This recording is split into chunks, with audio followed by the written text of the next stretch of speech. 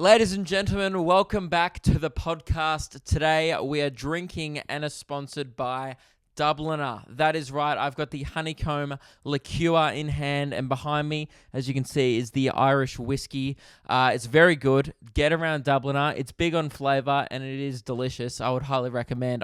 As you can tell, I've been making a bit of a dent in those bottles behind me. Would recommend. It's big on flavour and it's created by young people for young people, and it is affordable quality that is available to purchase at any Dan Murphy's or BWS.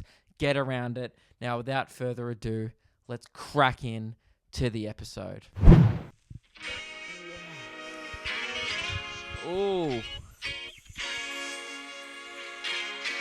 Feels good to be back. Feels real good to be back. Hope you're all well. And I might be about to die.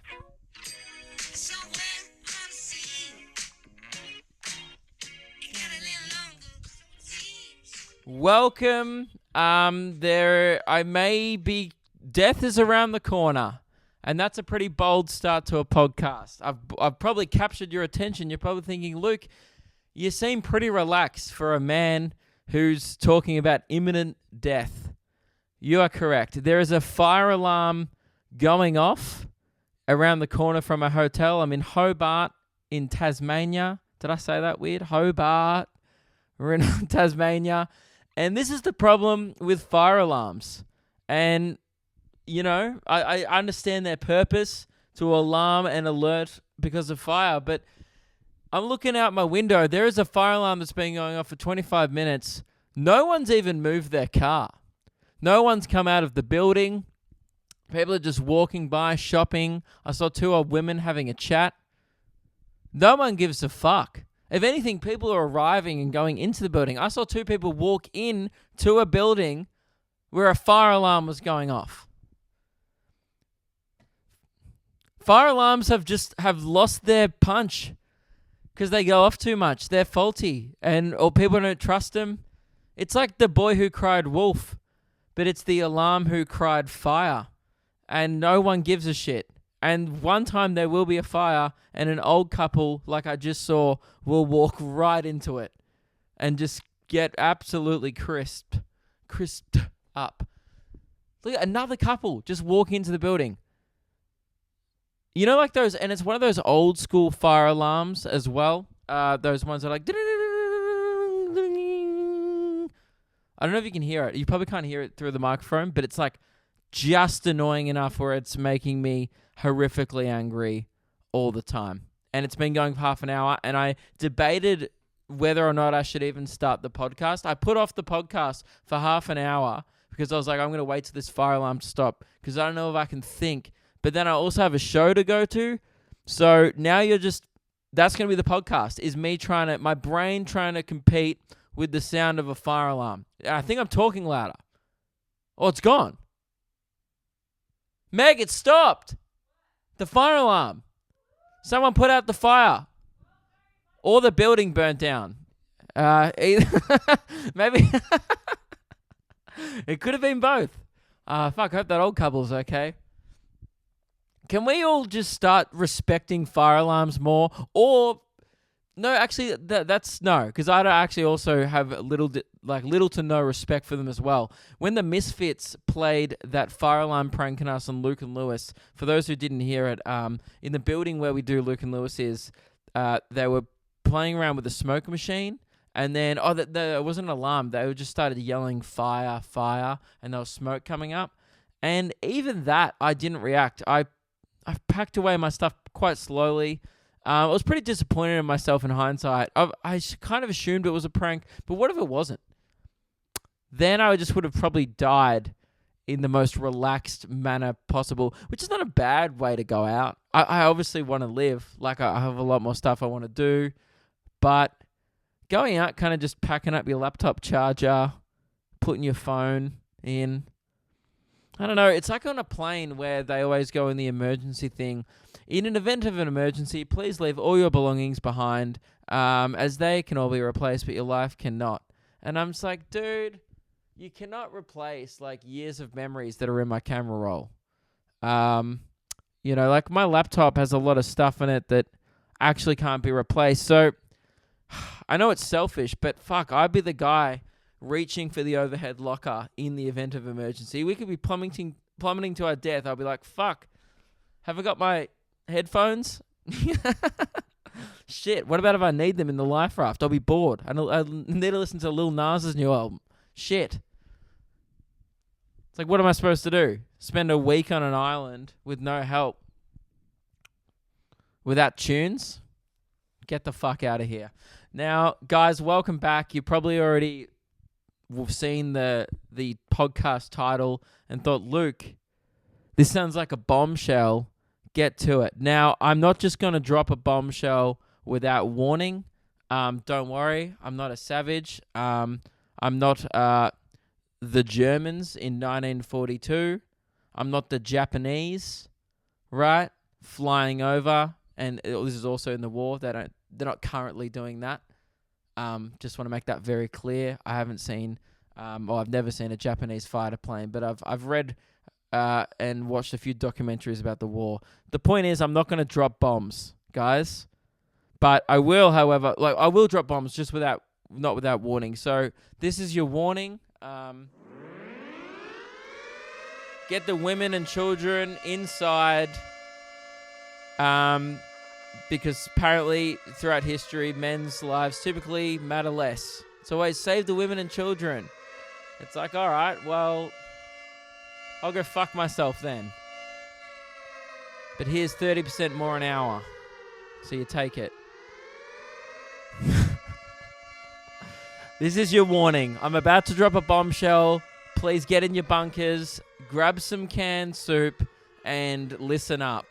Because I've got some big podcast news that you probably... Look, this is mainly for people who can't read the episode title. If you can't read the title, then this is for you. Or if you just haven't read it, don't read it now because you'll spoil it. But I'm assuming most of you have read the title, and you're probably thinking, Luke, what's the go here? Are the rumors true? Promise me that you're in your bunkers. Okay, I've given you enough time. If you're not in your bunker yet, pause the podcast because I'm about to drop a fucking bomb. The podcast is ending. And there's no catch. You know, it's not a hiatus. So in the past, I've been like, it's ending, ... for now. Because I was just like going on a holiday or something. No, there's no catch to this one. The Luke Kidgell Hour is no more. And I will explain why. But the short reason is, you know, stick around for the long reason because I think it's important. And I appreciate if you heard me out instead of just being like, what the fuck? I don't like change. I remember when I rebranded the podcast to the Luke Kidgell Hour, people were like, it's the same thing, but it's named different. Fuck you. Right? People don't like change. So I understand a few of you might be having change, you know, spasms right now. You're like, what do you mean? What do you mean, Luke? I listen to this, like it's already irregular, this podcast. You know, when it comes out, it's a miracle. I don't know why people are surprised. But there is a reason. So essentially, we are making Luke and Meg a full-time podcast, and that will replace this podcast. So the Patreon podcast we currently do behind a paywall, which is so much fun and probably my favorite thing to do, that and Luke and Lewis. Those are going to be my two full public things. And the solo podcast, no more. I'm just not, that there is more of a reasoning to it, but that's pretty much the answer in short. Before I do talk about that, I do want to discuss, dude, I looked up air raid siren sound effect on YouTube just to give you guys some warning. And this was uploaded 8 years ago and has 8.5 million views, which shocked me how many people have needed an air raid siren. And it also goes for 10 hours. It's air raid siren, 10 hours in brackets. And it's true to its word. It goes for 10 hours and 39 seconds. Well, maybe that's a lie. But this is proof. I just wanted to, just in case anyone was having a bad week, they were like, oh, someone doesn't like me, okay? If you needed further proof in your life, I know everyone always tells you this, be like, you can't please everyone. And people always tell you that. No, you're not going to be able to please everyone. And I know that, right? I do a lot of stuff online. No matter what content I make, someone's going to hate it, right? There just is. There's a lot of negativity in the world. But if you needed this, I feel like some people need this. This video is titled Air Raid Siren, 10 hours, and 2.8 thousand people disliked it on YouTube. What more do you fucking want? This shows how much negativity there is in the world. Someone wanted an air raid siren, and this is what they got. That is an air raid siren, if I've ever heard it, and it goes for 10 hours. Imagine clicking on that video and go, no, this is not what I asked for. I mean, maybe they were annoyed that it goes for 10 hours and 39 seconds. They were like, excuse me, I wanted 10 hours on the dot. Thank you very much. A dislike. Next. I like to imagine that those people listened to the whole 10 hours and by the end were like, nah, just it's not the right sound. I'll look for another one. So there. Keep going about your week, not giving a fuck about what people think of you, because Kipper uploaded this sound effect and he's probably sitting there going, I looped this sound effect noise for 10 hours. And quite frankly, the like to dislike ratio disgusts me. Almost 3,000 people disliked a sound effect on YouTube. If you've ever disliked something like that, go fuck yourself. Your kind of negativity is not needed in this world. If you don't like the sound effect when you're trying to find one for a project, believe me, I do a lot of video editing. I'm often looking for a particular sound effect. But you have to know that air raid sirens vary. Are we talking World War I? Are we talking like in the building of an air raid siren? You know, say if you look up golf swing sound effect, some are going to be whoo, some are going to be whee, and some are going to be like whoo, with the hit at the end. Just because it's not exactly what you want, it doesn't mean it's necessarily a bad sound effect. If you looked up golf swing sound effect and it's someone shitting themselves, sure, you can chuck that video dislike. That's fine. It's still weird that you're disliking anything online. I've never disliked anything. I reckon if you've disliked a video ever, you're probably what's wrong with the world. You're probably just like, this will bloody show 'em. Next time, cut out the last 39 seconds of that air raid, and then I'll give you a like. Don't be that hard to please. Be more relaxed. People like you more. You'll have more friends. I reckon that's true. I reckon people who like stuff on YouTube, and then just if they don't like something, leave and ignore, I can't speak, statistically would have more vagina and friends in their life. 100%. I haven't done a study, but I'm pretty confident. So someone should do that study, though, surveying people. Like, have you ever seen a pussy? And also, did you dislike Gangnam Style when it came out? And if you said no, then yes, I wouldn't be very surprised. Anyway, guys, I'm losing my train of thought. The point is, the podcast is ending, and the reason why is very simple. We really wanted to do Luke and Meg as a proper podcast, and I believe in that. And I honestly, the main reason is I fucking love doing it. I get to do a podcast with my best friend in the world, Meg, which is great. And it's also better. I know it sounds weird on the podcast that you're currently doing to be like, oh, this ain't as good. But I actually just don't think it is. I prefer doing Luke and Lewis more. I'm like a collaborative guy. I like collaborating. The only thing I really like doing by myself, to be honest, is like stand-up. Because that's a very personal thing. And it's also kind of you in the crowd. It's still not... Most people think it's just you, but I think the way I do it is quite collaborative anyway. Like I often talk to people, and when like the crowd's hot, I'm super on and pumped up. If the crowd just stares at me for 30 minutes, I'll just be like, well, this sucks. Like, why are you here? You know what I mean? Like, I'm always like very, I just like being around people. And I guess that's why I've always loved doing Luke and Lewis more. I also think comedically, I know this is kind of nerdy, but like it's better if you have an extra like couple seconds while the other person is talking to think of what you say next. Because it's just me talking on this podcast all the time, I sometimes feel like I can't pause. Like, say if I was just like, yeah. Huh. Now, that there is a lull. you always feel the need to keep the just and then therefore I can get a little waffling on. I often waffle, on this podcast. I'm a known waffler, and I feel like yes, we waffle on other podcasts, but I feel like it's just in better fun. I personally prefer conversational podcasts better than solo podcasts. That's just my taste. And some people may be disappointed about this ending. I do appreciate that. That's kind of nice, I guess. But I hope you're excited. To be honest, we asked the people in my Discord a couple of months ago, because this has not been like just, this hasn't just come up. This has been a long time coming. I've been thinking of doing this for almost over a year. I feel like a year ago I had the thought, and then it didn't feel right at the time. And because it was COVID, and I was like, things are going to get normal again. And I thought, because I wasn't particularly enjoying doing this podcast much during lockdown last year, because I had fucking nothing to talk about. And it wasn't that I wasn't enjoying doing it in the sense I just thought, is this even good? Like, it was so hard to do 45 minutes to an hour a week when you're just sitting in your home doing nothing. Hang on. So yeah.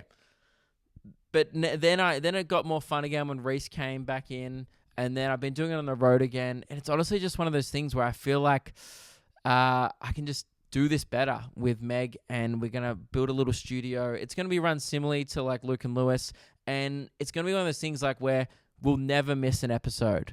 I know that's a big call, but like we've never missed one of Luke and Lewis because we have like a team working behind it. And essentially it's going to be run by the Patreon. So if you're not on there, that'd be cool if you jumped on. I think there's like 250 people on the Patreon now, which is really cool. It's now just the Luke and Meg Patreon, because that's we do one episode a week that's behind a paywall already. So if you want to jump on and listen to Luke and Meg before it becomes a public podcast, it's already going and it's already pumping, and people fucking love it. People like it more than this podcast. That was definitely a bit of a wake up call. Not really. I kind of agree with them. I was like, yeah, I like doing it more.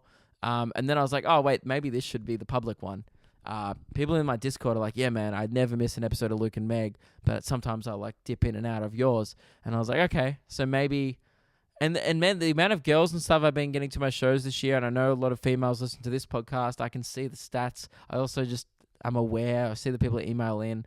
I think it would be cool for me to do something with a female voice, because I often don't maybe offer the widest spectrum of like perspective and ideas on topics, because I just view it through like the lens of being a straight white dude, which was like obviously a running joke on the podcast and still will be. That's the thing. I hope you guys don't freak out because like fucking change.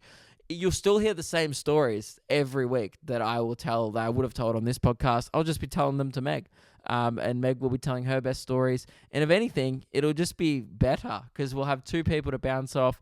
Some of my favorite moments of Luke and Meg so far most of my favorite moments have been Meg telling a story and me just interrupting it, picking it apart, finding little nuggets of gold in there. And that's more fun to me than just it being me. If that makes sense. I hope you guys are excited about it. I am. I don't want this to be like a sad thing. I think it's exciting. I'm personally fucking thrilled about it. So yeah, essentially what's going to happen is this will be the second last episode of the Luke Kidgell Hour. I'll do one more. You'll hear next week with Reese. We're actually going to record that tomorrow night. So if this comes out before then, hopefully it will. Please send in what you want to hear on the last episode. We want to do like old segments and stuff, and maybe just run one last things. We'll also give a sound tech update. We'll give some investing updates. We need to kind of tie up some loose ends on the last episode. We might do an extra long episode to if we need to finish stuff off. Let us know what you want to hear on the final one with Reese. And Reese is still going to be like involved with Luke and Meg. He'll have the same role. He'll probably be on mic as well sometimes if we need something Googled or whatnot. And so that's the plan. We're not sure when we're actually going to start it. I do have some actual content to talk about, by the way, on this episode. I don't want it to all be about this, but I just want to give make sure you guys like and feel free to ask questions. I've probably left something out. I'm assuming I'm not explaining myself perfectly. That's always the thing with this podcast as well. I always come away from it going like, I did not articulate that the way I can't even say the word fucking articulate. See, there we go. I did not articulate that the way I wanted to, and I often go like, fuck. If I had this like one more second to think about what I was going to say, probably would be better listening. So hopefully that is why Luke and Meg will be better. So anyway, what was I saying? Oh yeah, we'll start it probably. We're not sure.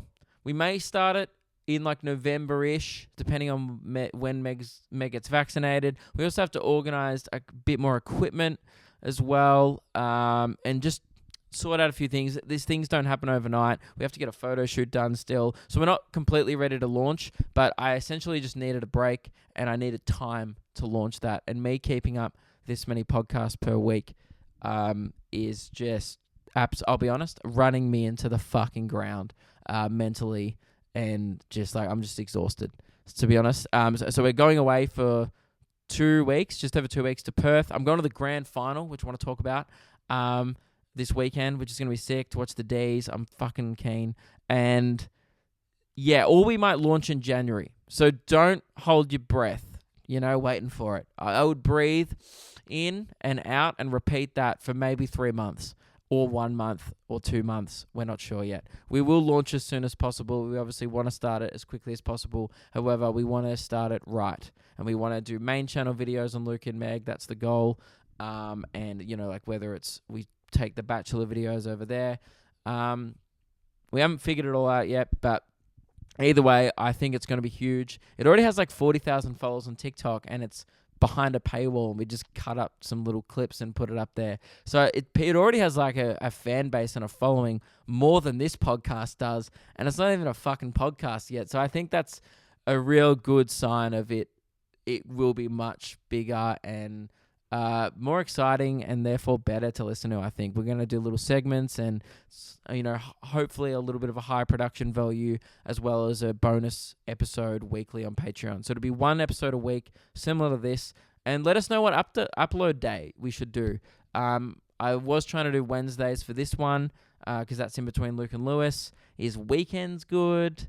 Is probably not Tuesday, Thursday, because that's when I upload Luke and Lewis. But yeah, let us know what day you'd like to upload. Should we do a Monday thing? Maybe it's a good way to start your week. Who knows?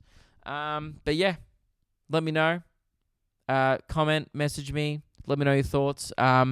If you message me, no, don't do it. That's not going to change my opinion. It's done. Like, you know what I mean? It's not like I'm weighing it up. This is what's happening. So yeah. I would like your opinion on things we could do for Luke and Meg. But if your opinion is don't stop the podcast, you'll be swiftly and hastily ignored. But I appreciate your feedback nonetheless. Actually, well, not really. Actually, if that's your feedback, I don't actually appreciate that. It's due to the unhelpful nature of that feedback. So getting back to the Dubliner whiskey, right? So they are sponsoring this episode. We appreciate that. If you didn't see, I posted about them the other day on the Instagram, and a bunch of people hit me back telling me that they were going to get on board, and a few people then hit me back saying they've bought it and they agree. It's delicious. I'm drinking the honeycomb one with a little bit of ginger beer right now. It's like a whiskey. It's a liqueur, and it's really good. And I also love their just normal Irish whiskey as well. I've been mixing that with a bit of cola, so I would highly recommend. But yeah, I actually have 3 bottles to give away to you legends who listen to this. Now, here's the bloody T's and C's. Pretty much, Dubliner is for made by young people, for young people, and it's for like, young people who like to go out and get around Aussie adventures, right? So I thought, if you want to win these 3 bottles, they've got 3 bottles to give away. All you have to do is email the podcast at lukekidgellpodcast@gmail.com with your best Aussie adventure story. You have to be over 25 to win. All right, you'll be asked to prove it, I assume, once we put you onto them. And the 3 best stories will win a bottle. Now, obviously, guys, keep it brand appropriate. All right, otherwise you won't be winning. But I wanted to hear the best Aussie adventure story. Did you get stuck on the road in the middle of the desert? Extra points for how Australian it is. Also extra points if it incorporates the island, the country, or an Irish person, or whiskey. I'm just going to value that as, just to keep it real affiliated with the brand here. I'm going to give more points for that. So, Tell us your best Aussie adventure story. Also, I forgot to say, this Dubliner giveaway is available to anyone 18 plus. You must be over 18 years old to enter the giveaway. So if you're over 18, send in your best Aussie adventure story and we'd love to hear it. 18 plus. We'll check. So yeah, I'll pick the 3 best stories. lukekidgellpodcast@gmail.com. What is your best Aussie adventure story for your chance to win a bottle of, they have 3 bottles to give away of their whiskey and the liqueur, the honeycomb one. Dude, it's so good. It's so good. Oh my God. It's like heaven in your mouth. Anyway, so we love Dubliner here. Thanks very much for sponsoring the episode. So yeah, I'm keen to go to Perth. I'm so excited. Tasmania, look, it's fucking lovely. I get it. It's beautiful, but it's cold. I need to go to Perth and get some sun up me ASAP. And I just realized that sounds like I'm going to do a handstand and spread my asshole to the sun.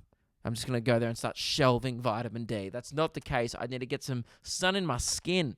I need to just lap up, I need to go outside, dude. It's just so uninviting. Like I keep going to go for a run. I'm like, I'm really busy anyway. I'll just like do this podcast or I'll do this admin instead of going for a run because it's like 7 degrees and raining here constantly. Like the last 4 days have been like a top of 11 and that's not my vibe. I know some people like the cold. Lewis loves it. He's a freak. He's like, oh man, I get up at 6 a.m. It's so cold. I love it. I'm like, what kind of psychopath are you? That's what I don't know. That's serial killer energy. And I don't like it. It's like, yeah, man, get out. It's like those freaks that like go swimming at St. Kilda Beach in Melbourne. Like, or any beach really. Like the old people, like, yeah, we wake up at 5 a.m. in the middle of June, go out there and be speedos and do some ocean swimming for 45 minutes. That's how I like to start my day. I'm like, yeah, do you like to finish your day by cutting up bodies and shoving them into a boot? You freak. What's wrong with you? I'm sorry if you do that, but I'm not about it at all. Yeah, I need 25 degrees and sunny every day. I think I just need to live in Queensland. I think I was born in the wrong state. Even Melbourne's, a bit rough during winter. I got so cold when I came back from that trip, like the middle of winter, because I missed the first part of winter. I've almost missed the second part of winter because I was in Darwin and but I feel like I'm copping it now. I was in Darwin, Perth, and Queensland. I had a great run with weather, all very hot places for those internationally, particularly Darwin. That's too hot there. They need their biggest nightclub is called Monsoons, which is like hot tropical rain. Like that's when you know that it's a sweaty. That's how hot Darwin is. It's moist. Like the air, it's just the humidity is off the chain. It shouldn't be wet hot. The wet hot's not good. Dry heat, a little bit better. Like 25 degrees, makes me happy. Even up 35, I get pretty moist. But like not physically, like, you know what I mean? Cheers. Great. So, what was I talking about? Oh yeah, Perth. So I'm going to the grand final this Saturday to watch the Mighty Demons hopefully pump the fucking Dogs. I don't even want... It sounds like I called the other team fucking dogs, but they are the Western Bulldogs. I want to make that very clear to international people. They actually like the Doggies, and I don't think they're dogs at all. There was a bit of a rough one. Like, in one hand, I wanted Port Adelaide to make the grand final because if we win... fuck, it will feel good to beat them because no one likes that club. Like, if you don't go for Port Adelaide, you don't have any respect for that club. Like, some people go, I can respect Adelaide for some reason. Port Adelaide just give me off vibes. I can't explain it. I don't know why. It's kind of like Collingwood. But Collingwood supporters go, I think you know what? I just think actually footy rivalry is funny to me when people are like, oh, you dirty Collingwood supporter. And you're like, yeah. Yeah, well, my dad... Usually, like, people are like, yeah, well, my dad went for Collingwood, so I guess I just did. It's like, I could have gone for Carlton, if my dad or mum had have, but my mum went for Melbourne, so that's why I go for Melbourne. I think it's so weird to be like, oh, fuck you. I think it's so funny when people go like, oh, you go for the Tigers, get fucked. And you're like, okay. It's grown men playing with balls, dude. You know, that's... I'm so nervous. I'm so nervous to go over there and watch it because I've never been to a grand final before. And here's the thing. Like, a part of me just I keep telling myself, because I think I'm worried that we'll lose. I'm not confident. Most people think, like, Melbourne's going to win. I'm not confident. Doggies are good. And we are the most likely team to just fucking capitulate in the finals. And I know it's probably rough. I'm, sorry to any of the boys of the club here, but there's not a lot of grand final experience amongst them. We got pumped a few years ago in the prelim. It hasn't made me full of confidence. I still remember I broke my watch that day. It's the only time I've ever got angry watching sport. I'd just come back from Thailand at the time. This would have been like 2019, I think. 2018. No, 2018. It was Melbourne. We played West Coast, and I was at the local pub with the lads. And just as they kicked that goal that was sent them over the edge, like 50 points up, we're not coming back from here, and they got another one through. I remember my mate went to Perth to watch it, and he still tells me about how long the flight was on the way back. He's like, dude, I swear it went for 8 hours. It was an 8 to 9 hour flight on the way home. And that's what I'm worried about. Perth's a long way to go to pay $400 for a ticket, by the way, and then to watch us lose. And I remember at that pub, and West Coast kicked that goal, and I slammed my fist on the table. It was the first time I've ever got angry at men playing with balls, right? That makes me sound like I'm a rampant homosexual. I'm not saying I love men playing with balls. Guys, I'm digging myself a hole. I smashed my fucking fist on it. Meg just walked out of the toilet at a weird time. Yeah. You said the taco finally came out. Okay, that's not what we needed to hear. Okay, Meg just said she had a hot hole. This is adding nothing. And I'm trying to get people excited here about Luke and Meg. And you come out going, I have a hot hole. How long have you been going for? 29 minutes. Were you shitting that whole time? I thought you were doing your makeup. No, man. Nah, I was shitting the entire time. Yeah. Anyway, God. continue with your story, please. Jesus Christ. Maybe the fire alarm was going off because of your hole. Yeah. Holy shit. So like, where's that heat coming from? Yeah. Oh, I detect flame. Yeah. It's Meg's hole. Anyway, that's enough about your butt. Back to the task at hand, which was me telling a story about... Oh, yeah, I was so angry at it. So, they kicked this goal, and I remember I smashed my fist on the table, and then... Oh, hang on. The camera's bloody stopped. And then it flew into my mate's face. So the thing of my watch, you're probably thinking, what's it, Luke? I haven't told the story correctly. I'm wearing a watch that I just got from Thailand at the time. So not a great watch, probably like a $10 Australian watch. I think it was like a rip-off of some brand. And I smashed it, and the little glass circle covering over the watch face flew off my wrist and hit my friend in the eye. And I always felt fucking awful about that. Because I let my anger get the better of me and almost blinded one of my friends with glass. So yeah, that's my last Demons final experience. So you can't blame me for going in nervous. But look, it's fine. It doesn't, ultimately, as I said, it's just grown men playing with balls. So it doesn't matter. But in saying that, if we lose, I will fucking cry. I will bawl my eyes out, and maybe probably I don't know. I probably won't. I wouldn't cry, but I would. I'd be silent. That's how I'd deal with it. We go out for beers afterwards, and people are like, "Man, that sucks," and I'd be like, "Yeah, it does." And I don't know why. I shouldn't let it get to me. I reckon I'll be good after an hour. An hour will pass after the game, and I'll be like, "That's fine. I'm not in Tasmania anymore. Life's good, right?" That's what you got. You got to think positive. So whatever happens, guys, it's fine, But at the same time, give me some space. All right, if we lose, I don't want my DMs lit up. I mean, I won't be checking them, but I just give me some space and then send your condolences afterwards. But if we win, fuck. Oh man, I'm so annoyed because me and my friend Dean and his dad, I feel awful for them. So they're the ones how that's how I got tickets to the grand final because my mate and his dad are members, right? And they're not allowed to go, so we got their tickets and stuff because they're stuck in Melbourne. And we always had this thing. I've been friends with Dean since I was like in primary school, right? And we always had this thing like if Melbourne ever win a flag, we're just gonna go out on like a 3-day bender, say goodbye to our families, and we will return, but not soon, and not in the next 72 hours, right? And everyone in my life knows this. They're like, yeah, of course, if Melbourne wins a flag, Luke will not return for 72 hours. That's the thing. And now I'm not in the same state as my mate who I was going to do the bender with. So that will be the only silver lining if we lose, which is next year. Next year, we might be able to go do it if we get up again. But this might be our only chance because the last time we won a grand final was in the 60s. So anyway, guys, some of you don't care about AFL and I'll move on. But I'm excited. I'm pumped.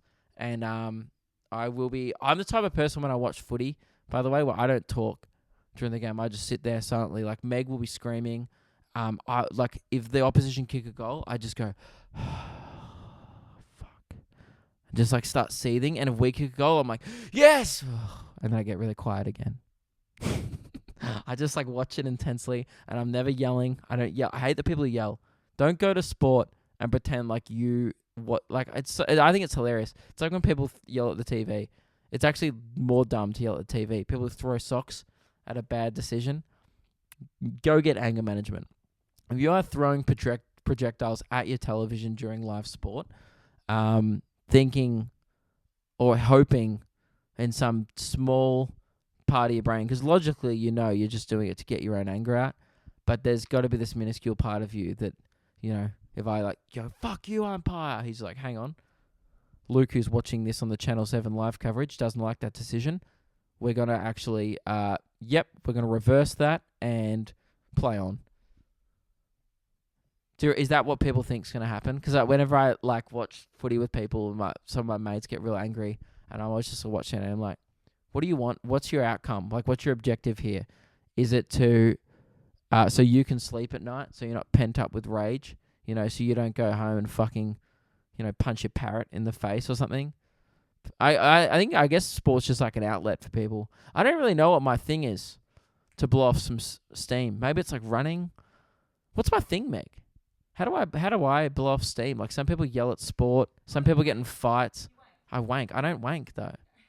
I don't really wank. I don't really have a thing. Yeah, Meg does. You do all the heavy lifting. But I don't know how I get rid of anger. Yeah, it's very heavy lifting because I have a giant cock. Yeah. How do I get rid of anger? No, like I don't get rid of anger. I'm not really angry. No, we both like pent up rage and then we I don't know. Meg the other day was like, I need to go boxing. I need to punch something. And I was like, what? That scared the shit out of me. She was like, I need to punch something. And I was like, well, and I was like the only thing in the room. And I was like, well, maybe look up to see if there's a gym. Yeah, guys, that's it. What else did I want to talk about? Oh, could quickly talk about. We did kind of talk about this on Luke and Meg, which you can go listen on Patreon. But I can give my brief thoughts. Meg and I we've just been watching garbage lately. Last night we watched the Cinderella movie. It's like this new jukebox musical, which is where they like cover actual songs. For example, like "Somebody to Love" and like "Let's Get Loud" played at the end. And it was arguably the worst film I've watched in the last few years. And I'm pretty sure I watched Sharknado 4 in like 2021. No, 2020. No, maybe 2019. Maybe I watched that film like 12 years ago. I know. Time flies when you're a piece of shit. Huh? Oh, yeah. Meg and I... what do you do? You're just watching me do my podcast. Meg's just standing up. Prompting me. I don't need your prompts. Luke and Meg has not started. This is still solo, and I'm doing fine. Okay? Meg's sitting there in the corner of the room telling me what to say. All right? This feels like a football team now where, like, you're just, like, coaching me, like, going, like, fucking no. I'm just, like, you trying to make moves behind the scenes. She's like, talk about the thing that we were doing. Yeah, I can go back and sit on the toilet. Huh? You could go, yeah, but you don't have to stand and watch me. It's off-putting. You know, go soothe that hot hole, babe. All right. I've never called her babe. I hate when couples call each other babe. It's fucking awful. Pet names suck. What do we call each other? Bebby. I call you Beb. We did not call each other Beb. I've never called you that. I call you Beb. You call me Beb. Beb. Yeah. Oh, as a joke though. Like a joke. Yeah, no. I Bebby? I don't think I've ever called Meg I just go Meg. That's all I ever do. I don't really do pet names. It's weird. Anyway, so this Cinderella movie sucked ass, right? It was just, I can't even describe. You know, anything where James Corden has like a minor role as the comedic relief generally sucks. That's just like as a general rule. There's probably some exceptions. I can't think of any, but I feel like I just was being too harsh. But now, probably not. That was probably fucking one of the most spot on things I've ever said. It's just, I don't know. I can't describe it. It was so bad. Like the songs weren't good. The choreography was shit. It was all in all very bad plot line. And it was starring that, I didn't actually know who she was. That Camilla, what's her name? Camilla Cabello. Right? Some pop star who I apparently should know. And I think I know her songs. But I just thought she looked like Rebecca Black a bit. So that was cool. Anyway, I don't know why I'm talking about this. The point is, we've been watching shit stuff lately, and the other day we watched the D'Amelio show, which is I thought was going to be like a reality show like the Kardashians about this TikTok family, the D'Amelios. It's like Charlie and Dixie are the stars. If you don't know who they are, you've been living under a fat old rock for the last 2 years because they're popping off. Or you just don't have TikTok. Maybe then you probably don't know who they are. But I feel like they've transcended TikTok now. They're kind of just like celebrities at this point, or like internet celebrities. I guess it's the same thing these days. And the documentary was about that, actually, kind of just about what they were like dealing with fame. I thought it was going to be a little more reality TV based. It wasn't. It was actually, we watched all 8 episodes. Could not stop watching. It was addictive. I was like, Meg, play another one. I need to watch this unfold. What interested me about it, I think it's because I do social media, so there was an element of interest there. And not that I can necessarily relate to what they go through, because I experienced none of that. I'm also not in a fucking mansion. But what I have experienced, I guess, is like what they really focused on during the show primarily was just negativity. Like, it's almost like if they did a documentary about that Kipper guy who uploaded the air raid sound effect, and they were just like, yeah, so like 2,800 people just fucking hated it. I don't know what to do. That was the whole documentary. Just the girls crying in a mansion. And at the start, be honest, I came in pretty hot. I was just like, all right. She started crying about nothing. You know, some comment came up. It was like, oh, you're not good at dancing. And she just like bawled her fucking eyes out. And at the first, I was like, oh my God, grow the fuck up. And then I was like, oh, wait, she's 17. Never mind. You're doing that, and that's why you're crying. So I dialed it back a little bit and kind of now have a little bit of respect. Not that I didn't respect them. I just didn't know much about them. I think I was like most people coming in with a quite rude position of like, what do you even do? And that was one of the comments. And it's not unreasonable to ask someone who blew up online dancing in little videos and stuff, like, like in the bathroom and like doing little trends and stuff. It's not unreasonable to be like, what do you do? Because I think, and then that was often brought up in the show. They're like, the girls were like bawling their eyes out, going, everyone just goes, what do? You do nothing. What do you do? Like, and I understand. Look, I just don't know why you can be mad at that.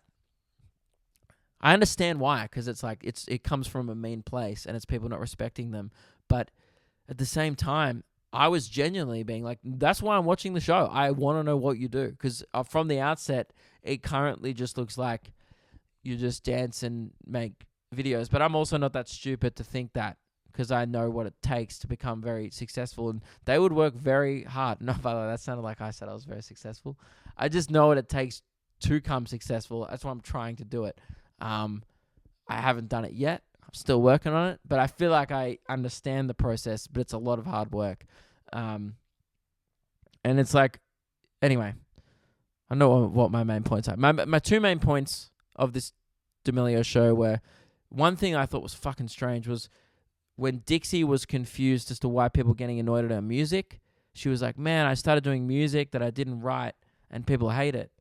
And I was just like, yeah, well, like, you didn't stay in your own lane. And then there was a brief episode where they're like, oh, Dixie gets so much more hate than Charlie, the one who just kept dancing and doing stuff. And I was like, yeah, because imagine if I just started doing fucking rap music unironically.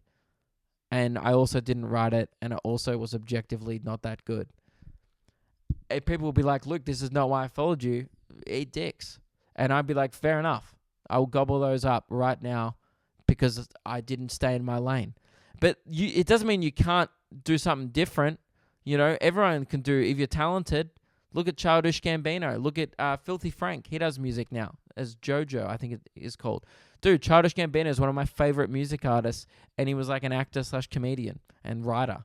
And now he's just like transcended any genre, and now he's just like a great entertainer and I think one of the most talented dudes out. I like him in Community. I like his music. I have seen his comedy special is still one of my favorite comedy specials of all time. That makes me furious, actually, how fucking good that comedy special is. When he just did one comedy special and he was like, yeah, just wanted to try stand-up. You know, thought it could be fun. Did one special. Realized I wanted to do other things. If I ever do anything as good as that comedy special, I'll be thrilled. Dude, that makes... You know when, like, you see someone so goddamn talented that you're like, fuck, you weren't even trying and you're better than me. That's Donald Glover. He's incredible. But anyway, so yeah, I just think the takeaway from the D'Amelio show, if you want to save 3 hours of your life, you know, I feel like this is, I watched the D'Amelio show so you don't have to. It's pretty much they just focus on negativity. It's very repetitive, but at the same time, it's very interesting. Mainly because that's, you know, I'm interested in that world of social media and navigating, you know, hate, and not necessarily that I get that much, but navigating just all the different elements. I thought it was interesting to watch. And they really showed it from quite a raw perspective. Well, my favorite part of it, though, was the dad. Episode 1, he goes, you know, we moved the whole family out to LA, and we just said, if this stops being fun at any point, we're going to get the first flight back to Connecticut. And then cut like 20 minutes later, they're all fucking crying in their lounge room, and they're like, we can get through this. We're strong as a family. And I'm just like, dude, book the fucking flight. No one's having fun here. Call it off. You tried. It wasn't for you.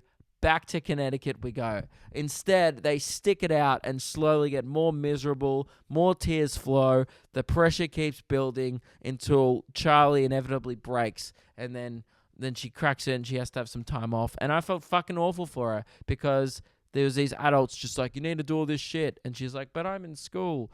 And that's fucked. And that's why it was interesting to watch. It was sad, though. It felt like watching kind of like a really famous sweatshop.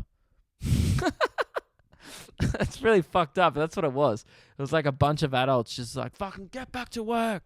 Fucking do a whip. Do a nay-nay. Make us millions. And the girl's like, I don't know. Like at one point, Charlie's like, I don't know if I like dancing anymore. Fair enough. Because it's not fun anymore if people are like whipping you behind the camera. There's like a gun behind the camera just like, make us millions. Look, I don't think it was that extreme, but it was weird. And then the other thing about it was, this one was weird. I felt bad for her. That she had to do this thing for Time magazine, right? And it was like she got nominated as the top 50 most influential people of 2020, which I agree with. And she's on a list with like doctors, you know, people who made the vaccine, like people who've done humanitarian things all around the world, people who like saved a million gorillas or whatever. Just like the top 50 best people in the world, or like, you know, most influential. That's what the list was, right? And she has to do this thank you thing, and her management like gives her this script. They put her in front of a camera. They go, read this. And she's like, I don't know what this is. I shouldn't be on this list. And they're like, no, you're on here with like doctors. And she rightfully goes, I shouldn't be, right? I'm 17. I make dances. Why the fuck am I on a list with people who made the COVID vaccine? I did not change the world that much. And that's quite a humble perspective to view it from, but I actually disagree. I think, look at it. She did something that's never been done in the human race before. She went from like 0 followers to over 100 million on a social media platform within like a year and a half or a year or something. That's unheard of. That is incredible, and I feel like it has to be acknowledged. You know, you'd be an idiot if you wrote that list and didn't acknowledge someone who'd achieved that, because that's like changed the world. You know, like now kids are just fucking poisoning their brains with TikTok trends. Whether or not it's a good thing, it is influential. You know, there's a lot of girls who were influenced by all that stuff that was going on. And I guess Charlie was the face of that wave of, you know, all the TikTokers and stuff. So I think it definitely has to be acknowledged. Whether or not, they needed to make a thank you video was another thing. But anyway, I felt kind of bad for them throughout it. So go watch it. It's on Disney Plus. I'd recommend it. This is not an ad for it or anything. I just thought it was interesting. It was, I don't know. I haven't done much lately. I've been at Hobart and there's fuck all to do here. So we had to move our Airbnb because our plumbing was fucked. That happened. Other than that, I don't know.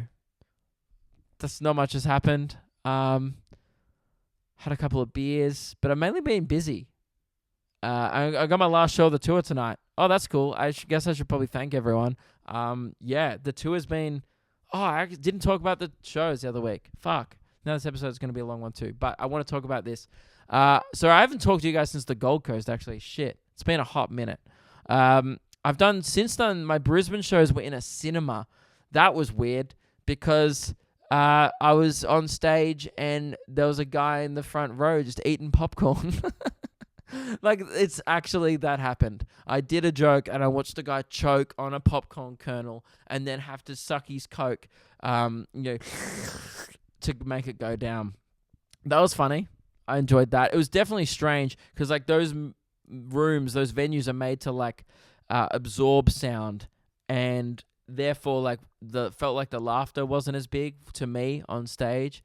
But then when I was in the crowd watching the openers, like, they're fucking demolishing. Like, Sammy was crushing, and then I go on and I'm like, fuck, like, it doesn't sound as loud. And then he comes off and he's like, dude, like, were they even laughing? And I was like, yeah, dude, you just can't hear it because there's fucking curtains designed to absorb this. You're in like a soundproof room. It's weird. So that was a good experience. I don't know if I'd do it again, but I appreciate the venue for having me, because the other venue we had to switch 1 month out because it was due to asbestos. The theatre I was supposed to be in was closed down due to structural concerns, and there's not many venues you can find in Brisbane last minute that can host like 500 people. So thank you to Event Cinemas. It was fucking awesome watching the whole foyer being taken up by everyone queuing up, because we did 2 shows in one night and then another one the next day. This is fucking crazy. I appreciate that. It's like, man, it was almost like, I think it was like 1,400 people that like came out in Brisbane, which is crazy. So thank you. That's overwhelmingly cool. And by the way, like, yeah, just everyone who came on this tour, whether you came back in March in the regional Victoria shows or you came during the year at any point, thank you. 11,000 people came out to see my show this year, which is very fucking cool. I never thought it'd be that big. To give you some kind of perspective, I think like 3,500 people or maybe just close to 4,000 people saw the Tambourine Tour. Maybe less. I forget. But so yeah, it's like almost tripled. So I appreciate it. Thank you. We did like 70 shows, pretty much everywhere in Australia. And next year we're booking in this huge thing that's already starting to get booked in now. And I'm going to try and go everywhere, like everywhere. So if you live in the middle of fucking nowhere, I might be coming to your place, hopefully. Pretty much, yeah, anyway. So thank you. I appreciate it. This year has changed my life. Yeah, it's so weird how it's all those things like, all the podcast was for 6 months was just me shitting on TikTok, and now I sit here right at the end of my tour and I'm like, yep, that app changed my life for the better. Cannot complain, still will. Not going to stop me. Still will complain about the content on that app. However, appreciate the audience on it because it's fucking changed my life. And yeah, that's very cool, and everything's kind of leveled up, and it's also given us a little bit more budget to do a bunch more cool shit, like build a Luke and Meg set when we, Meg and I are moving house in December into a bigger place so we can have people working there, and we're no longer in like a 2-bedroom unit where everything's squished and it's hard to do content in. We're now going to be a little more spread out, have a one room that's just for Luke and Meg, and one room. I'm by no means wealthy or rich, but I do have the money to put back into my business, which is very cool, and hopefully I can keep building it from there. So thank you. Much appreciated. And the shows have been epic, lit, and cool. So, yeah. I don't know if I have anything else to talk about. I don't know. I'm doing the last show tonight. Greeley and Lewis are going to be there, so that's going to be super fun. It's going to be a sick way to end it. Didn't think I'd end. It kind of feels strange. Like 11,000 people have seen my show across the tour, and some shows have been crazy. Like Perth was like, 1,000 people was just that Perth show, right, which was unreal. And now tonight I'm ending it in front of 100 people in Hobart. But it's kind of cool. That's like comedy, You go from like doing this crazy thing to like the next night you're like in a fucking dungeon somewhere making people laugh. And either way, it's fucking fun. So I'm keen. I'm honestly keen for a break. Not gonna lie. Very tired, absolutely exhausted, and that's it. And I feel like I've earned a bit of a break, so I'm gonna have 2 weeks off. I'll be on social media. Just follow me on Instagram, whatever, if you want to keep up with what I'm up to. But probably won't be posting anywhere. I need to reset my brain. Get a little bit fit. I need to hit that fucking well gym again, dude. And the well gym stuff, there'll be some leftover merch from the tour up on sale. Not sure when. Maybe when we get back from the tour. We still got to sort a few things out. Reese has been working on making me a new website as well. So we're just like, we're really changing gears. Give me a month or so, and then we'll be back to regular scheduled programming. We'll be back next week with one more episode of this podcast. Me and Reese are going to finish it off in the best way we know how, which is having a few beers and celebrating what has been a fucking incredible chapter of my life doing this podcast. And it doesn't feel like the end for me. It feels like a new beginning. That's the lamest thing I've ever fucking said. But it feels like the start of something cool. Luke and Meg, I feel like, is gonna be much bigger, and this will just be like, oh yeah, remember when he did the solo podcast? I feel like it'll just be that. It's been 5 years of my life doing this podcast, which is kind of cool to have like a not everyone has a fucking 1 hour long log audio diary of every single thing they did for the last 5 years on record. Will that come back to bite me in the ass? Yes. Will I keep it there forever? Abso-fucking-lutely. It will always be available to go listen to if you want to go back and listen to whatever fucking garbage I was up to in 2017, 2018. I might even go back and listen to it when I'm old and just be like, what the fuck was I talking about? What a moron. Either way, thank you very much for tuning into this podcast over the years. There's one more episode to go, and then Luke and Meg will be starting. I hope you guys are excited about it. I am. And if anything, Meg's just going to add way more to my secondary podcast as opposed to Luke and Lewis. It'll be different to Luke and Lewis as well. We're not going to do as many ongoing things. Whatever. We explain it more on Luke and Meg. If you want to go hear more about Luke and Meg, go subscribe to the Patreon, and we talk about it a lot more. I think it's in the most recent episode. So yeah, thank you all very much for tuning in. Have a good one. I'll talk to you next week. Bye.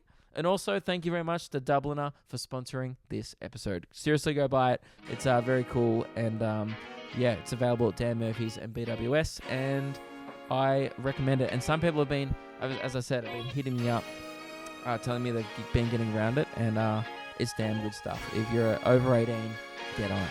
Dubliner. All right. Bye.